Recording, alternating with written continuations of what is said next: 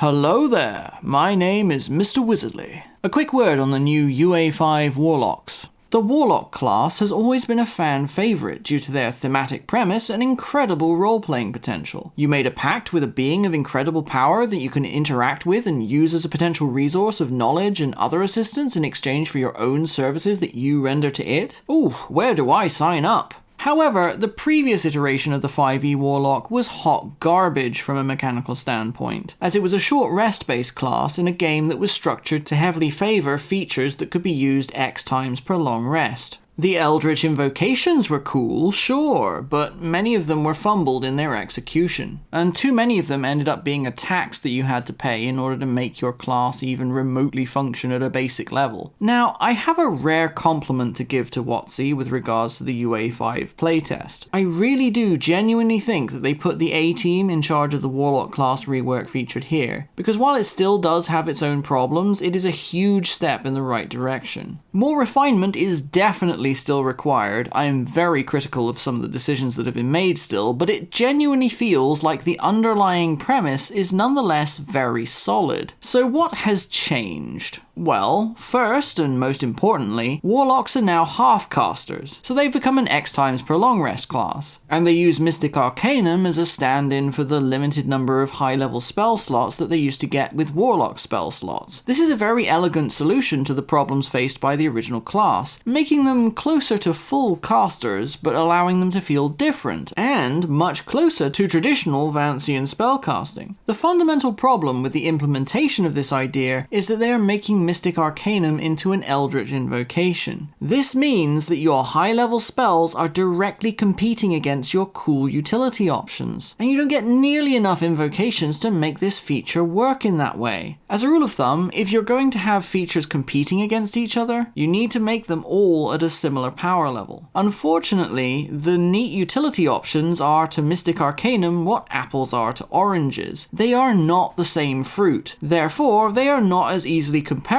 and chances are you're going to go all one way. In this case, all Mystic Arcanum, with only a handful of minor exceptions. The way to fix Mystic Arcanum is, as I'm sure that you've already guessed, to make it its own separate class feature. Therefore, it would no longer punish you for taking fun invocations, which is what invocations should be for at the end of the day. Doing neat utility things that change your playstyle and other clowny nonsense. Another change that they've made that has rubbed some people the wrong way is making Pact Boons into a first level feature, and you now only get your patron subclass at third level. However, I must admit that it does make a lot of sense to do things this way around. Being a Bladelock and not having any skill with weapons outside of being a Hexblade until multiple levels into your adventure is particularly killer, so it is a substantial improvement in that regard. And because cantrips have a natural progression to them, such as an upgrade at 5th level, it was also a neat excuse to give you what was basically a free Pact Boon specific invocation. Previously, if you went Bladelock, you had to pay the invocation tax of Thirsting Blade at 5th level in order to even function at a basic level. It was the only way of getting extra attack. Now it's pre-packaged into the cantrip text. This is good. I did something very similar with my own rework. Now, there are some downsides to this approach. Pact of the Tome's Book of Shadows in particular needs some work. I think they might have forgotten that Warlocks don't have ritual casting, so while it says that you choose 2 spells with the ritual tag, you do still have to use spell slots to cast those spells that have the ritual tags, unless I missed a memo somewhere. Life Drinker is still an auto tax for Bladelocks at 9th level. I'm honestly surprised it's not 11th level, that would be more in line with the usual power curve, but at least it's less of a problem. I'm kind of surprised that there doesn't seem to be an invocation that lets you use your Pact of the Blade with heavy weapons, because it's basically pushing you towards a weird worst of all worlds situation, where you can't really use a one-handed weapon with a shield, you can't dual wield, and you also can't use two-handed weapons. I don't mind there being an invocation tax on different Bladelock playstyles per se. That's kind of the niche that invocations seek to fill. But but it feels really strange to say, yeah, you're just kind of worse than all of the other options. Maybe it's because arcane spells are better on average than divine spells. I suppose that must be the rationale. But bear in mind that agonizing Eldritch Blast is still a thing. So what exactly does this achieve once you hit level 11? Is it just the Life Drinker tax that allows it to keep pace with Eldritch Blast? What annoys me is that Life Drinker is just a mandatory pickup. Arguably, Agonizing Blast is as well, unless you're Pact of the Tome from 5th level onwards.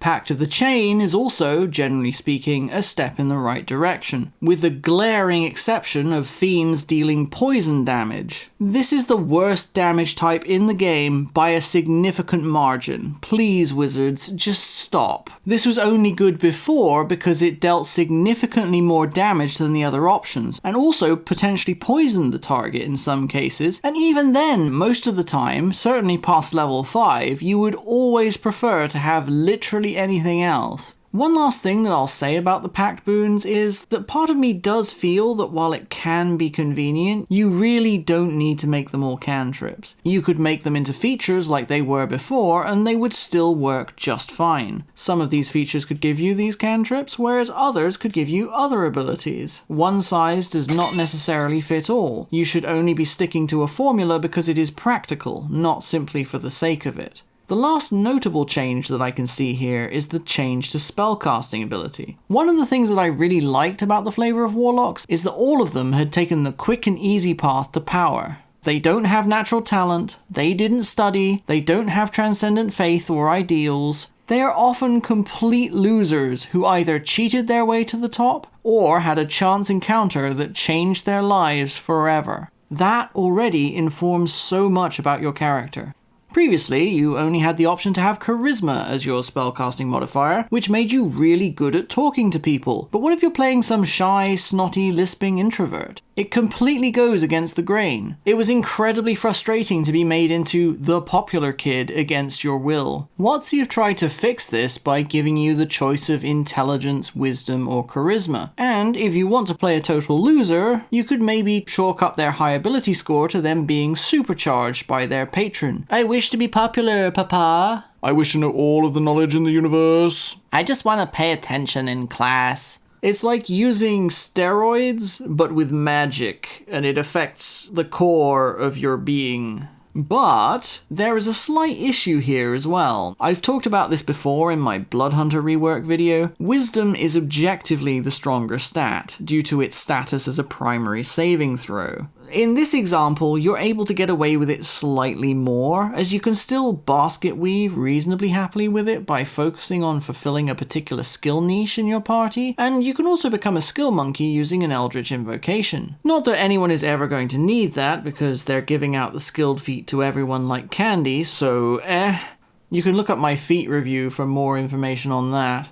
This new version of spellcasting is not ideal, but at least it's better than the version that came before. My own version of the class uses Constitution as its spellcasting ability modifier, with the idea that your patron transmutes your body into a vessel that is tough enough to be capable of containing their arcane power. But you'd probably need to at least lower the hit die to a d6 if you did that with this version of the class, and perhaps WotC would be worried about the multiclassing potential that this particular change could bring along with it. Using Constitution as your spellcasting modifier would give the Warlock a boost to what is, debatably, the weakest of the 3 primary saving throws, unless you happen to be a spellcaster that is concentrating on spells. However, the Warlock doesn't have very many spells to begin with, so making it the main stat allows them to make the most out of the few that they are able to cast. And besides, when you look at a Warlock, is the first word that springs to your mind willpower? Because that's what wisdom saves are. I guess you could try and pull a Deku. I'm really bad at everything. I suck, but I'm going to try harder because I need to save the world by becoming the #1 hero, etc., etc. Back to the topic of multiclassing, I'm genuinely surprised that WotC is not more eager to fix it. It honestly seems to me like they're just making it worse so that you're discouraged from doing it. But I guess that you can say that it's not a core concern because it's an optional rule and all of that, but you know, there's a lot of things that WotC aren't doing with this new edition, and it is starting to annoy me just a little bit. Oh well. Whoops, I almost ended the video without talking about Hex. FYI, it's significantly worse now than it used to be. You need to hit a Hex target 4 times in a row over 4 turns just to do as much damage as a regular first level spell. However, much of the strength of a first level damage spell is the aspect of burst damage, defeating an enemy quickly so that you reduce your enemy's action economy. So with that in mind, you could actually argue that this spell would require around 6 turns of hitting your Hex target to get your money's worth out of it, in order to make up for the lack of burst damage. As with the previous version of this spell, the disadvantage on ability checks can be situationally useful, but most of the time it remains unutilized. If it was up to me, I would start by immediately changing this into a necromancy spell. What exactly about enchantment magic implies necrotic damage, curses, and weakness? Those are clearly necromancy school vibes. Once upon a time, Hex dealt psychic damage, which enchantment would at least make some sense for, but they changed it for the final version in 5th edition without changing the school. And I'd also probably increase the bonus die to a D8, as it would regain its value significantly sooner and with only a minor tweak. Like, share the video, and subscribe. As a quick update, I've been very busy with real life stuff recently, and my weapon mastery video has ballooned into another 30-minute monster, which is unfortunate as I'd hoped not to do anything quite that large again. But oh well, it can't be helped, I suppose. Support me on Patreon and Subscribestar for a first look at any number of homebrew projects, including my upcoming Monk rework, my original Constitution Warlock, with dozens of new and reworked Eldritch invocations, new fully customizable races that are significantly better than what WotC put out in my opinion, and potentially soon a fighter rework. When you see my weapon mastery video, you'll maybe understand why. There is also more exclusive homebrew, such as a full Ranger class rework with 9 subclasses, more Fury Barbarian subclasses, and an original Mage Knight class for Magisteer supporters and above. I thank you all for your encouragement and support these past few months. My upload schedule may be uneven for the next few weeks, but I will do my best to keep the videos coming. This is Mr. Wizardly, signing off.